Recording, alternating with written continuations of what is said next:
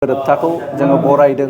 तो मैया सीएमआ जि मोनसे एनाउन्समेन्ट होदों जे सनितपुर आरो बिश्वनाथनि माखासे गामिफोरखौ थिसननाय आरो बेजों लोगोसे जि बड'लेण्ड मुभमेन्टनि मार्टियार्स बे मार्टियार्सफोरनो अनसुंथाइ होनाय आरो माखासे दफाफोर जिखिनि दफाफोर दङ बे दफाफोरखौ मावलांनायनि थाखाय सरकारनि जि थिरांथा लानाय जोङो खौसेथि बर' सुबुं आफादनिफ्राय बरायदों आरो इयुनाव जोंनिफ्राय जों मोनसे बाथ्राखौ लुगैगोन जे आसाम सरकार आरो भारत सरकारा BTR एकर्डनि जि दफाफोर दङ बे दफाफोरखौ मोनफा मोनफायै जाहाथे नैबे 2023नि गेजेराव मावफुङो बेखौ जोंनिफ्राय जोङो हास्थायदों आरो सनितपुर बिश्वनाथल' नङा बेजों लोगोसे BTRजों नांजाबनानै थानाय BTRनि जि खोलाहा थानाय गामिफोर थिसननांगौ दंबावो बे थिसननांगौ थानाय गामिफोरखौबो जाहाथे आसाम सरकारा थाबैनो सिद्धान्त लानानै थिसनो बिनि थाखाय जोङो आसाम सरकार आरो भारत सरकारखौ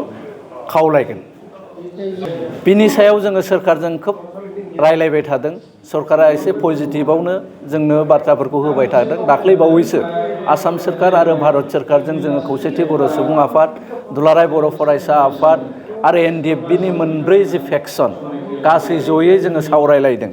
सावरायलायनायनि गेजेराव जोङो UBPनिफ्राय मोनसे बाथ्राखौ रोखायै बुंदों जिहेतु BTRनि बायजोआव थानाय बर'फोरनि मोनथाय राजनैतिकारि जि खाबु बेखौ होनो थाखाय बर' कसारि वेलफेयार अट'नमास काउन्सिल दाबाय किन्तु दानायल' जादों बिनि भिलेज नटिफिकेसन आरो बिनि समस्ति दानानै इलेक्सन फाथिबासो जिहेतु आबुं मोनसे काउन्सिल जोनोम जानाय जागोन। ओंखायनो जों भारत सरकारखौ दाख्लै जोंनिफ्राय स्पष्टयै बुंदों बे हाबाखौ खोब थाबैनो मावनानै होनांगौ। तो सरकाराबो जोंनो खोथा होदों खोब खम समनि गेजेराव बेखौ मावफुंनानै होनायनि। लोगोसे जोङो सरकारखौ मोनसे आपिल खालामबावदों जे थामथि बर' गोजोन गोरोबथायाव जि 1500 crore मोनसे पेकेज दङ बे पेकेजखौ BTRनि थाखाय होननानै लिरनाय थानायखाय BTRनि बायजोआव जिहेतु जोङो मोनाखै बिनिखायनो जों सरकारखौ खावलायदों बिनि सायाव एसे साननांगौ दङ। खारन BTRनि बायजोआव 10 लाखनिफ्रायबो बांसिन बर'फ्रा रायजो जायो। तो बिथांमोननि जौगाथायनि थाखाय आरो काउन्सिलनि आबुंनि थाखाय बे बर' कसारि वेलफेयार अट'नमास काउन्सिलनो मोनसे पेकेज होनानै बे काउन्सिलनि एरियायाव हाबा मावनो थाखाय खाबु होनांगौ होननानै जों सरकारखौ बुंदों।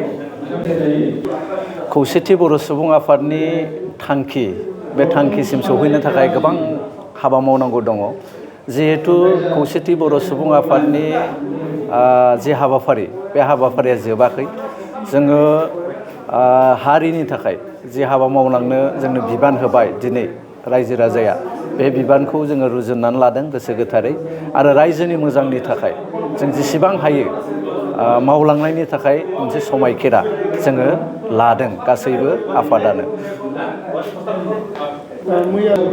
जोङो खौसेथि बर' सुबुं आफादनिफ्राय जोङो बरायदों जे आसाम सरकार आरो भारत सरकारा